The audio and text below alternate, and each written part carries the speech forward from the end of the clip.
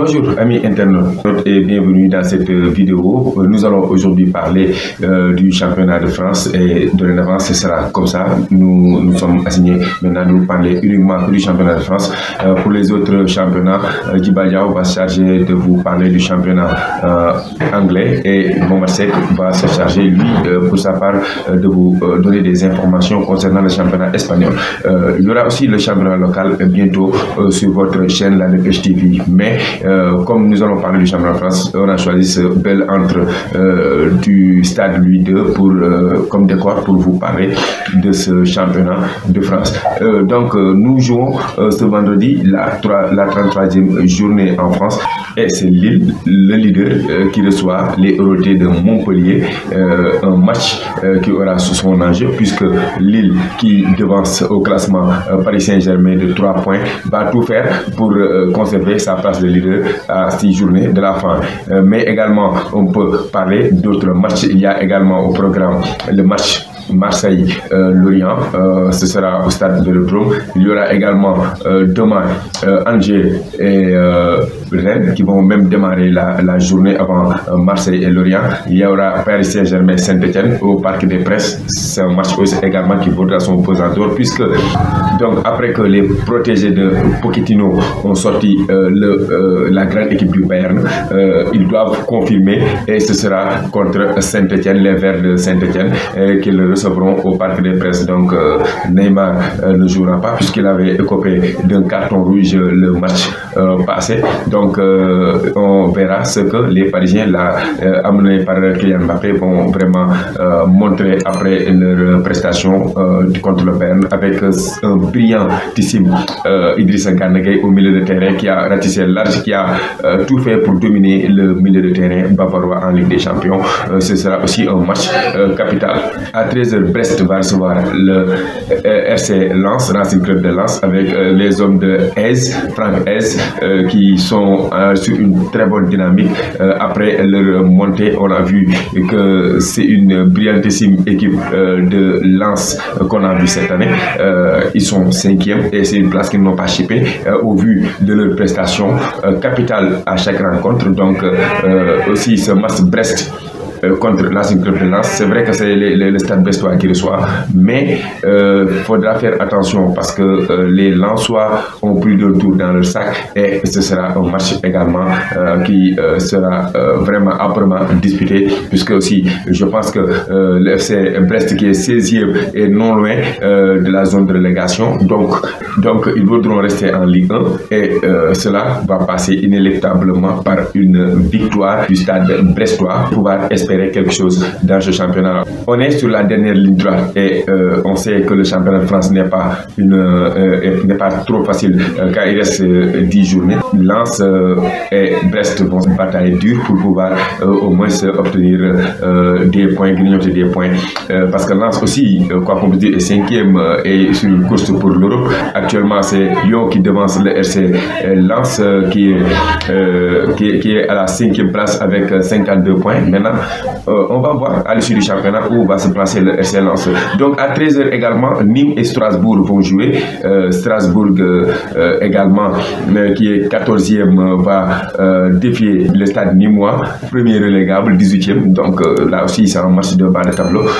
Au-delà du match Nîmes-Strasbourg, on aura également à 13h Reims contre Metz, l'équipe de Boulaye Dia contre le FC Metz. Metz qui a très souvent montré de très bonnes choses, surtout en début de saison. On se rappelle de leur impressionnant début de saison amené par donc Ibrahima Niane qui après sa blessure a beaucoup manqué l'effectif messin, mais toutefois les Messins se sont battus avec leurs armes pour se placer à la 10e place. Je pense qu'ils ont déjà leur ticket de maintien, ils se sont déjà maintenus. Maintenant ils vont essayer de voir comment faire pour grignoter encore quelques bonnes places pour pour améliorer leurs conditions dans ce classement de Ligue 1. Donc à 13h, c'est Dijon, la lanterne rouge, qui va accueillir Nice. Nice, bon, qui n'est pas trop en forme actuellement par rapport à la forme de l'équipe de Dante avait il y a 2 saisons auparavant.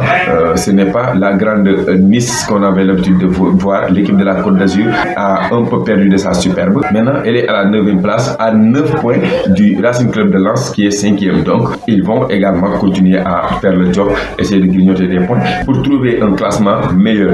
Nous allons un peu parler de Dijon, la lanterne rouge. Je pense que pour cette équipe-là, l'ancien club du gardien Alfred Gomis, la messe est dite. Dijon est déjà relégué en Ligue 2. Ils sont là pour juste terminer la saison en beauté pour enfin regagner la Ligue 2. Ils n'ont pas démérité, mais l'effectif dijonnais n'est pas top pour vraiment compétir en Ligue 1 puisqu'ils ont eu beaucoup de défaites, 21 matchs perdus, 9 matchs nuls pour 2 seules victoires en 33 journées. C'est vraiment insuffisant. L'équipe dirigeante du FC Dijon devra revoir sa copie et composter une très bonne équipe qui pourra compétir en Ligue 1 d'ici 2 ans, voire 3. Donc à 15h, c'est l'AS Monaco, l'autre équipe de la Côte d'Azur, qui va se déplacer à Bordeaux. Les Bordelais qui ont perdu leur superbe, puisque c'est une équipe qui n'est pas à sa place. Quand on dit 15e, c'est pas un rang très satisfaisant pour le FC Bordeaux. Maintenant, ça s'explique pour plusieurs choses. Les équipes européennes ont beaucoup pâti avec le Covid-19. Ensuite, il y a aussi les finances qui n'ont pas aidé parce que les stades n'accueillent plus de supporters. Donc, ce sont des équipes qui ont beaucoup pâti avec les derniers événements qui ont marqué le football. On espère que d'ici peu, le public va rejoindre les stades et que les équipes vont pouvoir s'améliorer et produire le football qu'ils produisaient avant le Covid-19. C'est un match qui aura son enjeu puisque Ben Yedder, l'attaquant monégasque qui est revenu en forme, voudra également faire tout pour attraper Kylian Mbappé, l'actuel meilleur buteur. Nous allons venir bientôt, nous allons donner le classement des buteurs. Mais également, l'AS Monaco joue gros. L'AS Monaco est 3e à 4 longueurs de Lille, le leader. Donc une victoire de Monaco pourrait le positionner à la 2e place malgré le début de saison catastrophique. Monaco qui est devenu une équipe qui ne prend pas beaucoup de buts. Comparé au début de saison où Monaco prenait systématiquement 2 buts par match. Maintenant, c'est une équipe qui a été vraiment remaniée, une équipe qui ne prend pas beaucoup de buts non seulement, mais qui en marque beaucoup. Une équipe amenée par le Russe Alexander Golovin, Crépin Diatta, mais également Sofiane Diop, Wissam Ben Yedder, mais également l'expérimenté Cesc Fabregas. C'est pour vous montrer que les hommes de Niko Kovac ont vraiment leur chance à jouer sur ce match-là et peuvent créer la surprise dans cette 33e journée en chippant la 2e place au Paris Saint-Germain si éventuellement le Paris Saint-Germain venait à perdre son match. Donc c'est une journée très cruciale. Maintenant, nous allons parler du dernier match qui va clôturer cette 33e journée. Il s'agit bien de Lyon-Nantes ou bien Nantes-Lyon. C'est le FC Nantes qui va accueillir dans son antre l'Olympique Lyonnais. L'Olympique Lyonnais qui est 4e derrière l'AS Monaco. Ce sera un match également dû disputer puisque les hommes de Antoine Comboiré peinent à vraiment lever la tête. Ils sont avant-derniers, toujours en position de relégable et je pense que Lyon pourra faire le travail. On a cru quelques moments à un déclic avec le FC Nantes quand Antoine Comboiré est venu prendre les rênes de l'équipe, mais malheureusement on a vu que ça n'a pas été satisfaisant puisque après une victoire les Nantais sont encore tombés dans leur travers pour encore perdre des matchs.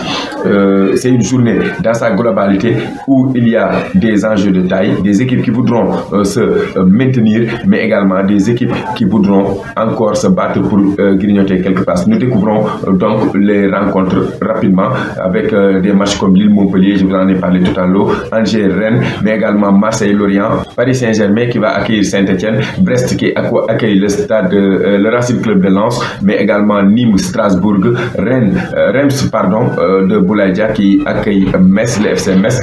Il y aura Dijon contre Nice, mais également Bordeaux qui accueille Monaco et enfin c'est le FC Nantes qui reçoit l'Olympique Lyonnais. Et pour le classement, nous allons rapidement parler des 5 premiers et des 5 derniers du classement de la Ligue 1. Donc à la première place, il y a le Lille LOSC Métropole avec 69 points, suivi de Paris Saint-Germain qui est donc deuxième avec 66 points. Monaco est à la troisième place, l'AS Monaco avec 65 points. Lyon est donc naturellement à la quatrième place avec 64 points. Et c'est le Racing Club de Lens qui ferme donc cette 5e place avec donc 52 points. Donc pour les 5 derniers, nous avons donc le Stade Brestois qui est 15e avec donc 36 points, suivi du FC Lorient 17e avec 32 points. Nîmes est premier relégable avec 30 points. Le FC Nantes qui est 19e avec 28 points et c'est le Dijon Football Club, Lanterne Rouge, avec seulement 15 points.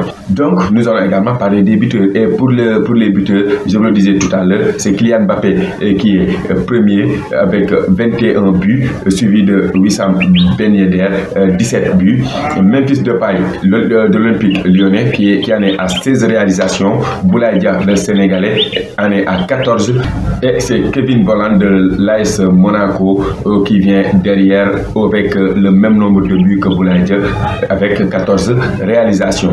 Voilà donc amis internautes, ça n'est tout pour cette vidéo analyse Ligue 1 donc de la 33e journée. Nous vous donnons rendez-vous Inch'Allah dimanche soir après les matchs pour une vidéo débrief de toutes les rencontres de cette 33e journée. En attendant, merci de vous abonner et de cliquer sur la cloche de notification pour ne rater aucune de nos prochaines vidéos. Au revoir.